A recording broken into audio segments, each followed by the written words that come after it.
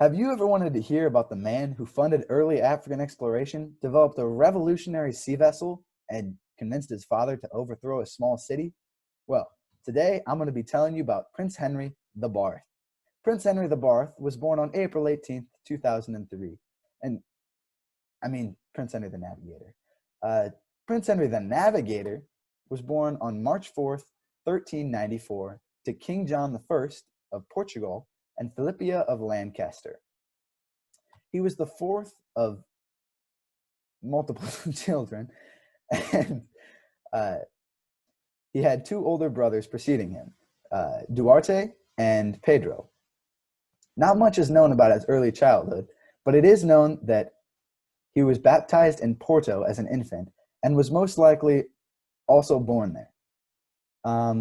Henry was inclined to chivalric romance, astrological literature, and desired to have a kingdom for himself. In his early teen years and adulthood, he was known to be rather rambunctious. He wasn't known to keep his promises. He lived luxuriously and had fathered a daughter out of wedlock. But it gets better. After Henry's learning, the first major event in his life was the conquest of Ceuta. Prince Henry and his two royal brothers worked on convincing their father, King John of Portugal, to lay siege to it. Ceuta had been a notorious pirate city, known for pillaging villages and ships going along the Strait of Gibraltar, which I have in my map here. So Prince Henry proposed they capture the outpost to allow unhindered expedition into Africa.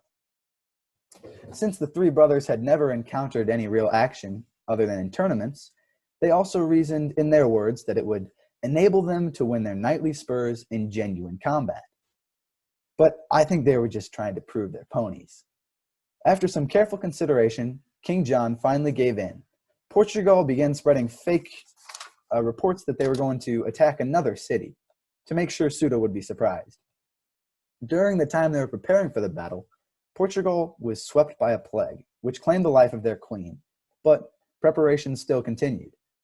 When they finally reached their destination, Ceuta was completely surprised, and the battle was easily won, with only five Portuguese deaths and over 1,000 Ceutan deaths.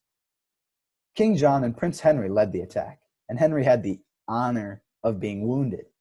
Ceuta was taken, Prince Henry was made king's lieutenant, and Africa was ready for the taking. Prince Henry was obsessed with Africa. He desired to explore it, conquer it, convert its inhabitants, and exploit its resources. Although Prince Henry the Navigator's name might suggest otherwise, he himself never embarked on any seafaring adventures. He did fund his fair share of explorations during his lifetime, though. And by funded, I mean he took all of the money from the Military Order of Christ. These exploratory searches began in 1415 by sending his ships to the Canary Islands off the coast of Africa, which was actually already occupied by Spain. After their failure, they decided to return home and accidentally discovered Madeira Islands in Porto Santo in 1418 after having a contrary wind. Up until this point, European sailors were too nervous to pursue exploration past Cape Bojador. Sorry, my laptop didn't work there. Their irrational superstition stopped it. Could it be the edge of the world? Could it be filled with giant sea monsters? Nonetheless, Prince Henry ordered them to sail on further, contrary to what anyone had done before. After reaching Rio de Oro in 1436, Henry was satisfied with what they had explored, at least. He had sponsored all the adventure that he could care for. He sent Anteo Gonçalves and Nuno Tristeo to explore the African coast in pursuit of a new business. They were sent to hunt slaves. Prince Henry was brought a chief and a group of men by Anteo and Nuno. And the chief soon bartered his way out of captivity, promising more African slaves if they returned him back to Africa. This was how Prince Henry the Navigator began a less wholesome chapter in its life by starting Atlantic slave trade. When Prince Henry returned from his navigation school at Villa do Infante, what are some of Prince Henry the Navigator's achievements? It is said that Prince Henry had been a strong believer in African exploration, in which he funded expeditions, as well as having a navigation school in his old age. At Villa do Infante on the Segreiros Peninsula, where the great European navigators and mapmakers resided. Although he was a patron of many expeditions and paid a few mapmakers to chart the expeditions he funded, it is debated whether or not Henry ever had such a school. Up until this point, ships which sailed were too heavy, slow, and large. And in pursuit of his goal of exploring Africa, Henry desired a more fast, nimble, and light sea vessel. Thus, the caravel was sent on its journey. More traditionally, Prince Henry the Navigator is considered the man who brought the age of exploration and Atlantic slave trade to Europe.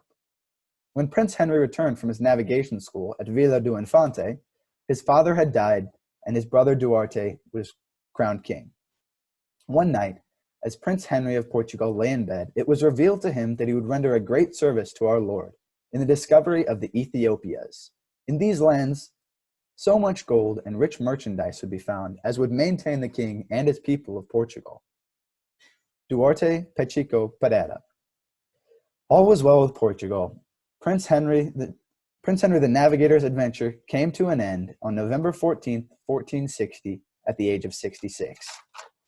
He left an impactful legacy, building a revolutionary boat, conquering pirates, and starting the biggest exploratory age known to man. And here are my sources. Thank you.